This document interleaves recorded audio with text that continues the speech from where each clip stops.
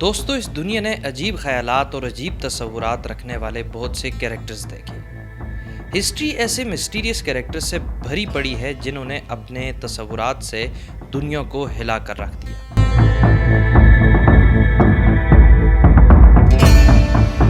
इन characters में से एक कैरेक्टर के बारे में हम आज की वीडियो में बात करेंगे कि जिसके 3 लफ्ज़ों ने दुनिया को हिला कर रख दिया। ये 3 लफ्ज़ थे गॉड इज डेड,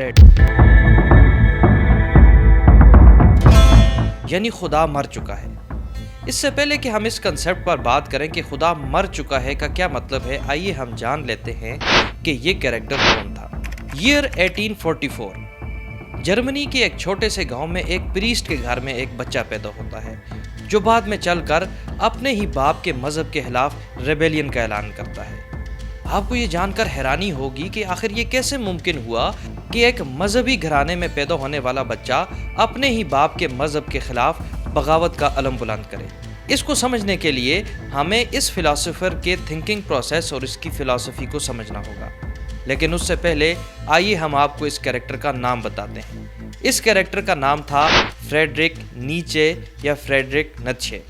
दोस्तों, नीत्शे का मानना था कि क्रिश्चियनिटी के उसूल इंसानों को दबाने के लिए बनाए गए हैं, और जब इंसानों को दबाया जाता है, लोगों को इक्वल ट्रीट नहीं किया जाता, तो एवरेज लोग सामने आते हैं और सोसाइटी को डोमिनेट करते हैं। नीत्शे ने सुपर ह्यूमन का भी एक कंसेप्ट दिया। इस बारे में हम वीडियो के दूसरे पार्ट में बात करेंगे, लेकिन अभी हम वीडियो के पहले पार्ट यानी खुदा मर गया है इस बारे में बात करते हैं। दोस्तों, ये बात फ्रेडरिक नीत्शे ने अपनी किताब द गे साइंस के सेक्शन 25 में लिखी। God is dead, God remains dead and we have killed him. आखिर इस बात का मतलब क्या था? दोस्तों, नीत्शे के मुताबिक खुदा पैगंबरों को इंसानों तक अपना पैगाम पहुंचाने के लिए भेजता है, और पैगंबर खुदा के बताए हुए उसूलों को ह्यूमैनिटी में प्रीच करते हैं और सारी जिंदगी इस तबलीग में गुजार देते हैं। नीत्शे का मानना था कि इंसान अब शऊर के उस लेवल पर आ चुका है कि उसे खुदा की ज़रूरत नहीं रही। दोस्तों, क्या नीत्शे का ये कंसेप्ट ठीक था? इस बारे में आप कमेंट सेक्शन में अपनी राय दें। अब हम चलते हैं नीत्शे के दूसरे कंसेप्ट यानी सुपर ह्यूमन के बारे में बात करते हैं और समझने की कोशिश करते हैं कि आखिर ये सुपर ह्यूमन का कंसेप्ट था क्या।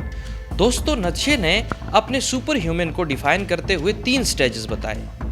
उसने बताया कि सुपर ह्यूमन बनने तक का जो प्रोसेस है, इस प्रोसेस में सबसे पहला स्टेज कैमल स्टेज है। जिस तरह एक ऊंट अपनी सारी ज़िंदगी बोझ उठाता है और बोझ उठाकर चलना सीखता है और चलने को भी प्रैक्टिस करता है, इसी तरह इंसान ने कैमल स्टेज के अंदर दुनियावी बोझ और आजमाइशों को और तकलीफ़ों को उठाना सीखना है, और इस दौरान इंसान ने इस बोझ को उठाने की इतनी प्रैक्टिस करनी है कि वो ब्रेव बन जाए। दोस्तों, नीत्शे का दूसरा स्टेज यानी लायन स्टेज में नीत्शे ये लिखता है कि इंसान अब बोझ उठाने के काबिल हो चुका है, उसको अब इस काबिल बनना है कि वो सोसाइटल नॉर्म्स को नो कह सके, यानी उसने अटैकिंग अप्रोच अपनानी है, ना कि डिफेंसिव अप्रोच, और आपने सोसाइटल नॉर्म्स को चैलेंज करना है। और नीत्शे का तीसरा जो स्टेज था वो था बेबी स्टेज। जिस तरह एक बच्चा बिल्कुल एक ब्लैंक पेज की तरह होता है, और with the passage of time एक बच्चा सोसाइटी के हवाले से नॉर्म्स को और दीगर ट्रेडिशंस को अपनी जो मेमोरी और लर्निंग है उसका हिस्सा बनाता है, और दुनिया के बारे में अपना ही एक नया कंसेप्ट बनाता है, नई परसेप्शन बनाता है, नया पॉइंट ऑफ व्यू बनाता है। ठीक इसी तरह नीत्शे के बताए हुए सुपरमैन ने दुनिया के बारे में एक अपना पॉइंट ऑफ व्यू तख्लीक करना है, और जब इंसान अपना पॉइंट ऑफ व्यू दुनिया को देखने के लिए क्रिएट कर लेता है तो इंसान उस वक्त सुपर ह्यूमन बन जाता है।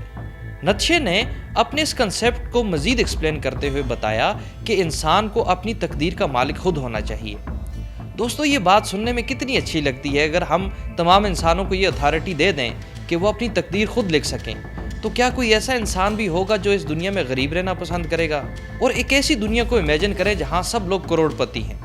ज़रा सोचें कि 1 करोड़पति शख्स अपनी गाड़ी चलाना पसंद करेगा, और अगर नहीं करेगा तो उसकी जगह उसकी गाड़ी कौन चलाएगा? इस बात को एक साइड पर रखते हैं तो ये देखते हैं कि अगर वो गाड़ी ख़राब हो जाती है, वो गाड़ी ठीक कौन करेगा? क्या 1 करोड़पति के लिए मुमकिन होगा कि वो एक गाड़ी को ठीक करे? ये बड़ी बड़ी इमारतें, ये फूड की फैक्ट्रीज़ जो इंसानों के बेसिक सर्वाइवल के लिए ज़रूरी हैं, ये फैक्ट्रीज़ बनाएगा कौन? इन फैक्ट्रीज़ को रन कौन करेगा?